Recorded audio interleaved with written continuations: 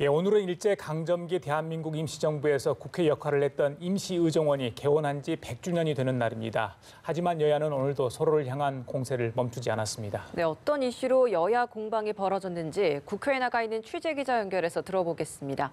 지성림 기자. 네, 더불어민주당 이해찬 대표는 자유한국당 의원들이 도를 넘는 망언들을 거듭하고 있다고 비판했습니다.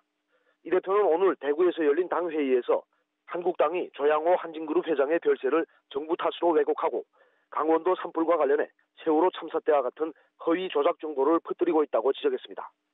특히 산불이 발생했을 당시 문재인 대통령이 언론인들과 술자리를 가졌다는 한국당 일부 의원의 주장을 가짜뉴스라며 작심 비판을 이어갔습니다. 그러면서 이 대표는 이런 행위가 결코 한국당에도 도움이 안 되고 정치도 저열해지는 행위라며 당장 중단하라고 촉구했습니다. 이어 한국당이 이런 행위를 계속한다면 민주당 차원에서 엄정하게 대처하겠다고 경고했습니다. 한편 한국당은 이미선 헌법재판관 후보자에 대해 자격 미달이라며 청와대를 맹공했습니다. 국회 법제사법위원회는 오늘 이미선 후보자에 대한 인사청문회를 열었는데요.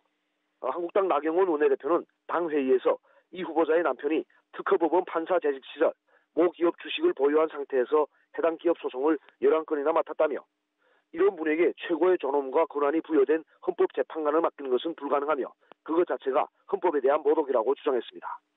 특히 문재인 대통령이 김현철 통일부, 박영선 중기부 장관에 이어 이미선 헌법재판관 후보자도 임명을 강행한다면 의회와의 전면전 선언이라며 청와대도 오늘 청문회를 유심히 보고 상식에 맞는 판단을 내리기 바란다고 말했습니다. 예, 지 기자, 지금 국회에서는 임시의정원 개원 100주년 기념식이 열리고 있다고 하는데 이거 어떤 행사입니까?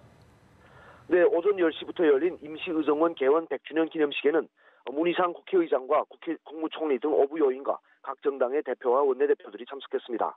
먼저 국회 도서관에서 임시의정원의 마지막 행사인 홍진 선생의 흉상 제막식이 열렸고 지금은 국회의사당 중앙홀에서 기념식 본 행사가 진행 중입니다.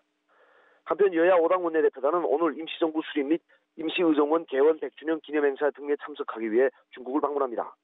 이들은 오늘 오후 김포공항에서 항공편으로 출국해 임시정부의 출발지였던 중국 상하이를 방문합니다.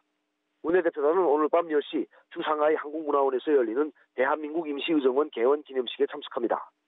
기념식에서는 100년 전 임시의정원 개원 회의를 재현하는 행사가 열립니다.